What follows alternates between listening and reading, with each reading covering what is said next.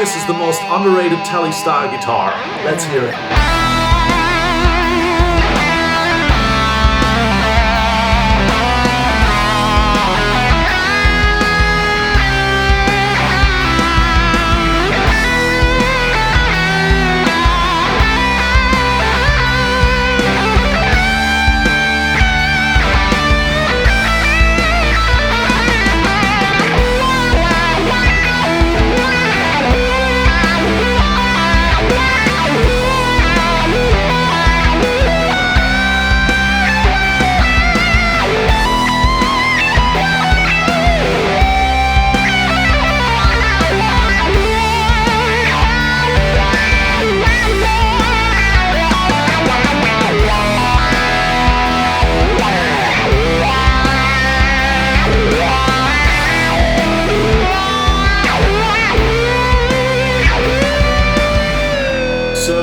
This is a Nik Huber Surfmeister. It's a semi-hollow Tele style guitar, and it's the best guitar that I own. And in today's video, we're gonna talk about it. We're gonna hear the Surfmeister, the different pickups, how they sound like, and maybe we can even answer the question why so few people actually play the Surfmeister. What's all the fuss about these Nik Huber guitars, and what are the specs? So without further ado, let's get into it. You just heard the bridge pickup with a very, very driven sound. How about some neck pickup tones with a clean sound?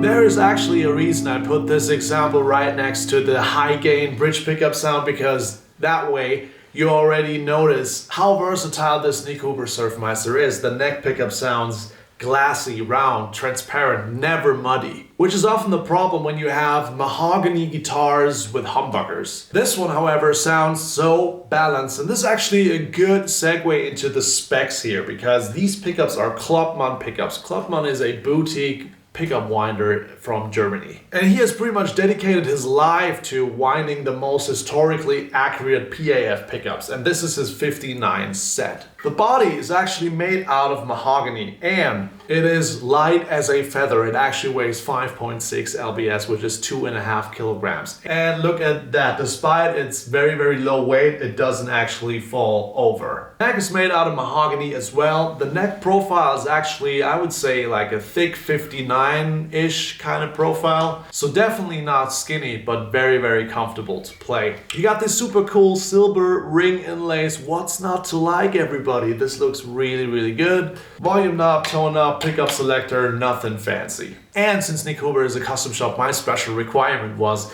to have a Trini Lopez kind of F-hole as a nod to a Dave Grohl guitar that I like very, very much, instead of the usual F-hole that the Surfmeister comes with. But enough talk about specs. Let's hear some more sounds. Here's the middle position with an edge of breakup tone. Sounds absolutely like the middle position of a thin line Tele. I love it.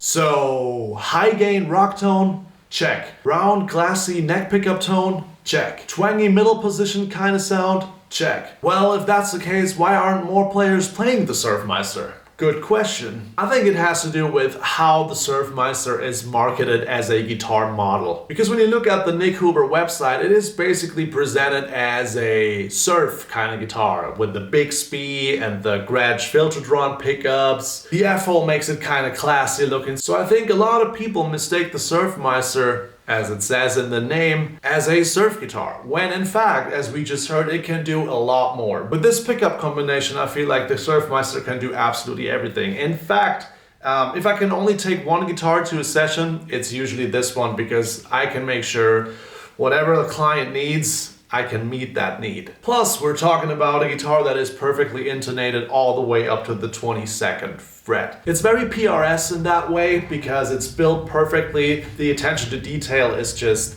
absolutely awesome. And it's no surprise that Nik's mentor used to be Paul Reed Smith, which is why I sometimes refer to Nik Huber as the German PRS, but it's the PRS with a lot more rock and roll flavor, I feel like. And speaking of rock and roll, let's hear some more bridge pickup sounds. We've already heard with the super high gain sound. Now let's do some medium gain and launch into a cool little solo. Here we go.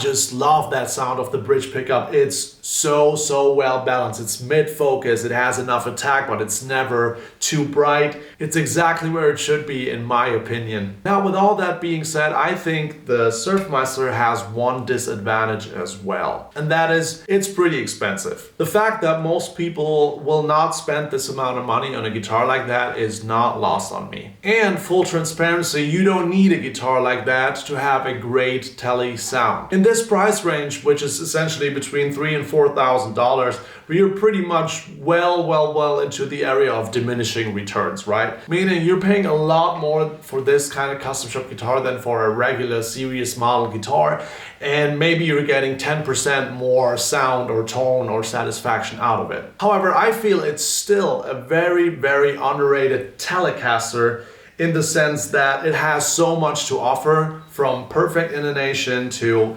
very attractive weight. The color is amazing.